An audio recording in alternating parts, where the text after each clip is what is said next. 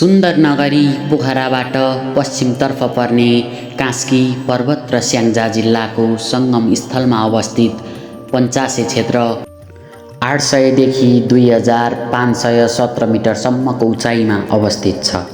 5 टाकुरा मिलेर बनेको धार्मिक तपोभूमि पञ्चधामको रूपमा पञ्चासे क्षेत्रलाई लिइन्छ। सिद्ध ऋषिमुनिहरूको तपोभूमि यो स्थान मातापिता भक्त श्रवण कुमारको समाधि स्थल हो। 5वटा मुख्य खोला हर्पन, रती, जरे, आदि र सेती खोलाको उद्गम स्थलको रूपमा यस पञ्चासे क्षेत्रलाई लिइन्छ। एकै ठाउँबाट माछापुच्छ्रे, धौलागिरी, अन्नपूर्ण लगायतका धेरै हिमालहरूको अवलोकन गर्न पाइने यो स्थान एक अनुपम स्थान हो। यस सिद्ध स्थानको बारेमा पञ्चासे समितिका उपाध्यक्ष तारा गुरुङ यस्तो भन्नुहुन्छ। जय पञ्चासे।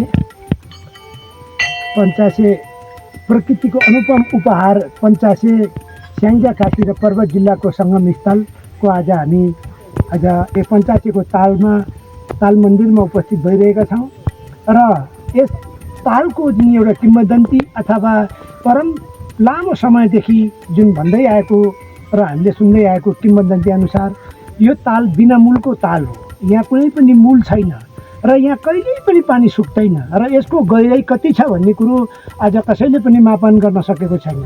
जस्तो त्रिभुवन युनिभर्सिटीका विद्यार्थीहरू लगभग आजभन्दा 7-8 वर्ष पहिला यहाँ आएर त्यहाँको जुन त्रिभुवन युनिभर्सिटीका विद्यार्थीको टिमले जो 25 जनाको टिमले यो तालको गहिराई कति छ भनेर मापन गर्दा समेत पनि यसको गहिराई पत्ता लगाउन सकेन।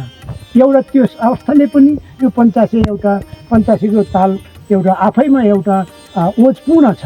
र दोस्रो विषय, यो पोखरीमा कुनै पनि जति पनि पातहरू रहे पनि तपाईँहरूले प्रत्यक्ष देख्न सक्नुहुन्छ, यहाँ बिचमा कुनै पनि पातहरू हुँदैन।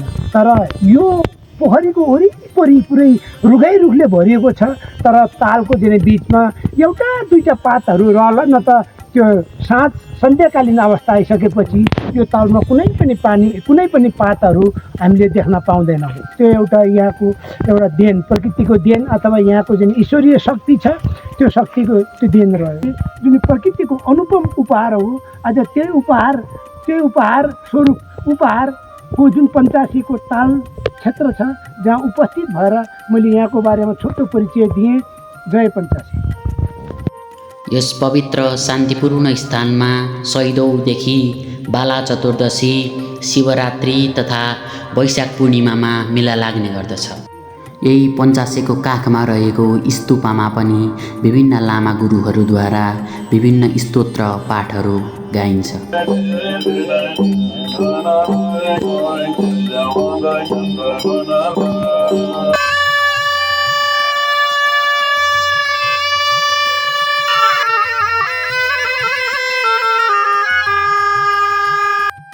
करिब 19 प्रजातिका स्तनधारी प्राणी, 8 प्रजातिका चमेरा, 262 भन्दा बढी प्रजातिका चराहरू, प्रचुर मात्रामा पुतली र सरीसृपहरूको साझा आश्रय स्थलको रूपमा यस पवित्र क्षेत्र पञ्चासेलाई लिइन्छ।